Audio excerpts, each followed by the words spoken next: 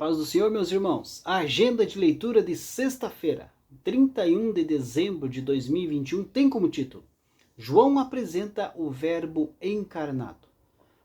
O texto bíblico encontra-se no Evangelho de São João, capítulo 1, versículo 1, que diz assim: No princípio era o Verbo, e o Verbo estava com Deus, e o Verbo era Deus. Queridos, o Evangelho de João é o canal de Deus para nos fazer compreender sobre a presença de Jesus, o Verbo divino entre os homens. Jesus não é uma criatura de Deus. Uma coisa é avaliar, através da Bíblia, nas citações dos apóstolos, a magistral encarnação do Verbo entre nós.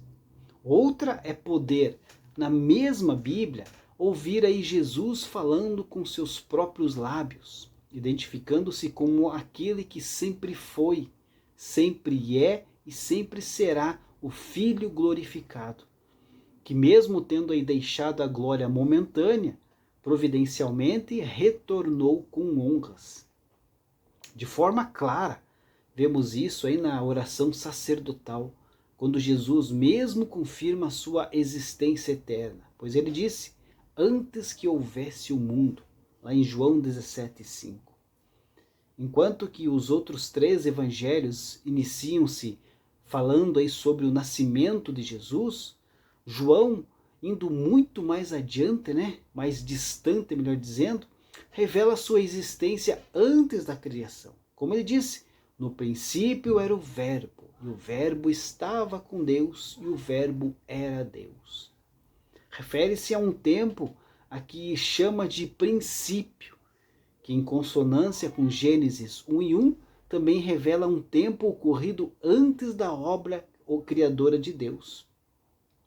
Isso nos leva a entender o grande amor de Deus e os seus desígnios.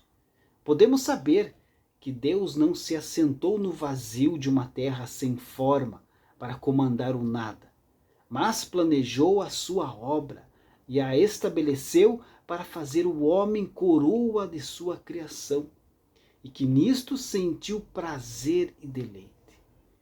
Aponta também para este princípio quando diz: desde os séculos oculto em Deus. Antes da encarnação de Jesus, sua vinda era contemplada, era crida e aceita pela fé.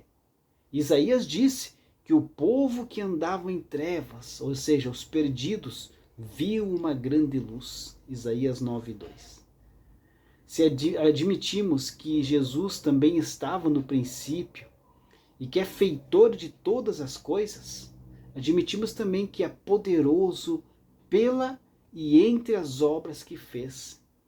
De fato, no versículo 17 do capítulo 1 de João, informa sobre a sua pré-existência e salienta o seu domínio.